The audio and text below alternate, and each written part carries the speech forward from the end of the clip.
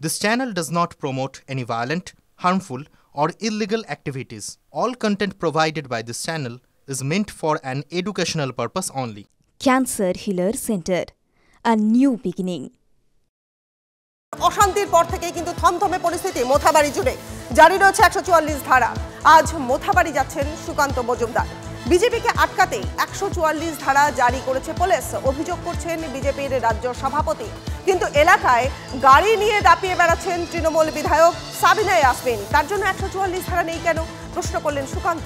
144 ধারাও কি তোষণের জন্য? প্রশ্ন বিজেপির রাজ্য সভাপতির। বাধা দিলে গণতান্ত্রিক পদ্ধতিতে আন্দোলনের হুঁশিয়ারি দিলেন সুকান্ত মজুমদার। অশান্তির আগুন জ্বালাতে যাচ্ছেন সুকান্ত। পাল্টা অভিযোগ সাবিনা ইয়াসমিনের। অশান্তির পর থেকেই থমথমে রয়েছে মোথাবাড়ি, জারি করা রয়েছে 144 ধারা। মোথাবাড়িতে যাচ্ছেন সুকান্ত মজুমদার। নতুন কিছু নয়, বিজেপির নেতারা গেলে পুলিশের যত সমস্যা, অথচ আমরা প্রশাসনকে তথ্য প্রমাণ সহ বলেছি যে তৃণমূল কংগ্রেসের বিধায়ক এবং অন্যান্য নেতৃত্বরা তারা কিন্তু ঘুরে বেড়াচ্ছে সেই এলাকায়। শুধু তাই নয়, যেদিন ঘটনা ঘটে বৃহস্পতিবার রাতে যেদিন ঘটনা ঘটে সেই দিন রাত্রি 11টা পর্যন্ত 4 জন এমএলএ থানায় বসেছিল পুরো ঘটনা ধামাচাপা দেওয়ার জন্য। আমার প্রশ্ন হলো, আপনি 144 না 163 কী লাগাবেন লাগান, কিন্তু সেখানকার স্থানীয় বিধায়ক সে গাড়ি নিয়ে, একটা গাড়ি না 4-5টা গাড়ি নিয়ে সেখানে দাপিয়ে ঘুরে বেড়াচ্ছে সাবিনা ইয়াসমিন। তার জন্য 144 ধারা নেই?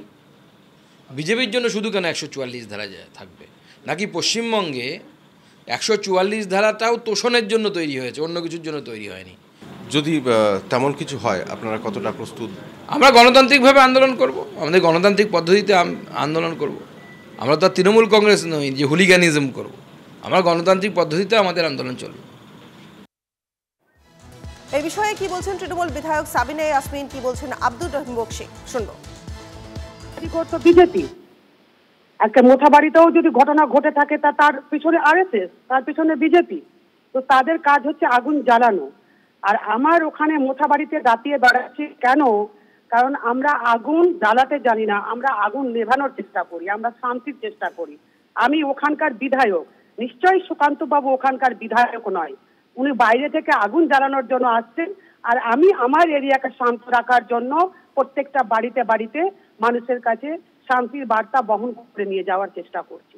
ফলে ওনারা জানেন ভালো করে যে কাকে এন্ট্রি করলে বা কে কিভাবে কাজ করবে, কে কিভাবে গেলে আমরা এরিয়া শান্ত রাখতে পারবো কি পারবো না, সেটা প্রশাসন দেখছে।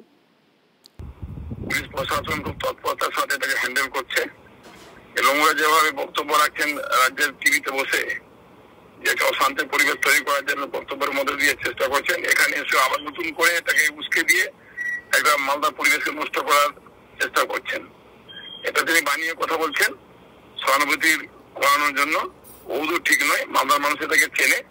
মালদার সাম্প্রতিক সম্প্রীতি ছিল একটা ভুলভ্রান্তি হয়েছে, তো শুধরে নিয়ে মানুষ সঠিক পথে ফিরে আসছে আস্তে আস্তে করে। ওনাদের এই বক্তব্য আবার মানুষকে বিভ্রান্ত করবে। আজ মোথাবাড়ি যাচ্ছেন সুকান্ত মজুমদার। পাশাপাশি মোথাবাড়ি ইস্যুতে এবার মালদার ডিএম অফিস ঘেরাও থেকে নবান্ন ঘেরাওয়ের হুঁশিয়ারি দিলেন বিজেপি নেতা দিলীপ ঘোষ। সুকান্তবাবু গেছেন, আমিও যাব ওখানে, দরকার হলে ডিএম অফিস ঘেরাও করব, সব করবো আমরা। যেখানে হিন্দুরা সংখ্যালঘু হবে তারা ধর্ম পালন করতে পারবে না, তারা বাইরে বেরোতে পারবে না, তাদের মা বোনেরা বাইরে বেরোতে পারবে না, তাদের বাড়িঘর ভেঙে দেওয়া হবে, দোকান লুট করা হবে। কেন? এটা বাংলাদেশ না পাকিস্তান? পশ্চিমবাংলায় এরকম শুরু হয়েছে।